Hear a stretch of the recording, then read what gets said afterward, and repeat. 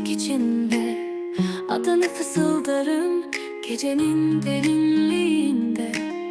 Gözlerimden düşen her damla sana ulaşır mı bilmem asla.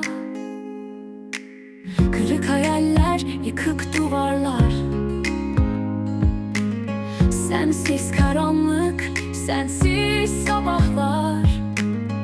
Kalbim parçalanır her nefeste, sevdam yanar küller içinde.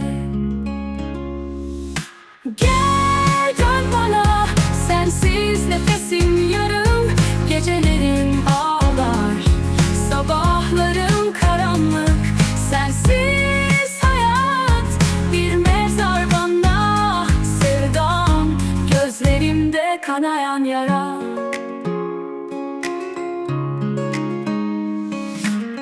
Yüreğim yanıyor sessizlik içinde, adını fısıldarım gecenin derinliğinde. Gözlerimden düşen her damla sana ulaşır